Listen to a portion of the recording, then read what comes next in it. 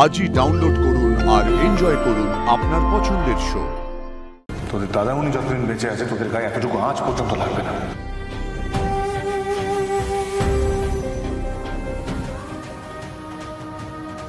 মা ভুবনেশ্বরীর আশীর্বাদ আছে আমাদের উপর, কারোর কিচ্ছু হবে না।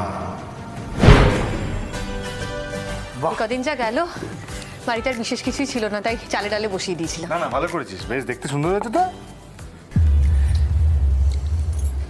বাবা কি হলো, খাচ্ছ না কেন? আজ যা ঘটে গেল এরপর গলা দিয়ে না আমার আর কিছু নামবে না। তো কি হয়েছে? হ্যাঁ, যা হয়েছে ভালোই তো হয়েছে।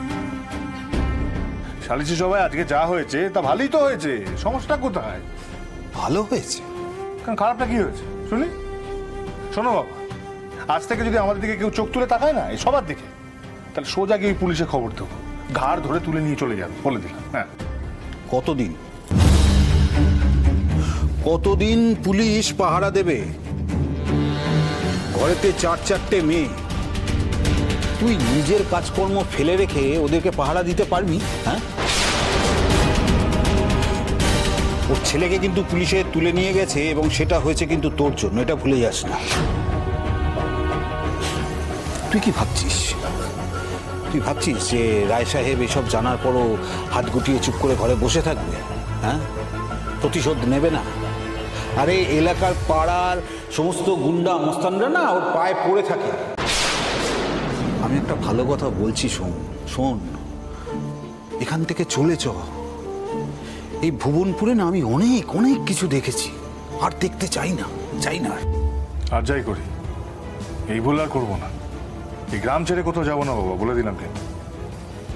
আচ্ছা, যদি অন্য কোথাও যাই, কে বলতে পারে সেখানে আরেকটা রায় সাহেব থাকবে না, আরেকটা নোংরা প্রতাপ থাকবে না? হতেই তো পারে, থাকবে ওরা। শোনো বাবা, পালানো হচ্ছে না, রুখে দাঁড়ানো ভালো। রুখে দাঁড়ানোর সাহস আমার নেই সোম। হ্যাঁ, সেই আর সেই 20 বছর আগে যদি তুমি রুখে দাঁড়াতে, তাহলে আমাদের মাথার উপর এই কলঙ্কের বোঝা নিয়ে আমাদেরকে বয়ে বেড়াতে হতো না।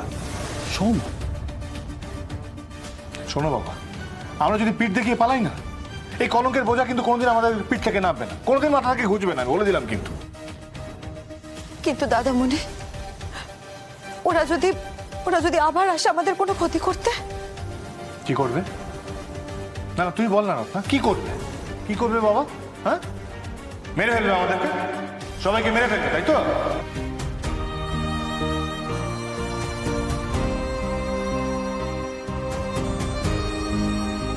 কিচ্ছু হবে না তোদের, কারোর কিচ্ছু হবে না, তোদের কিচ্ছু হতে দেবো না আমি।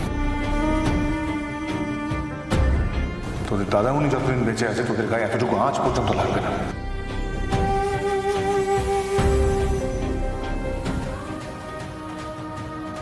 মা ভুবনেশ্বরীর আশীর্বাদ আছে আমাদের উপর, কারোর কিচ্ছু হবে না।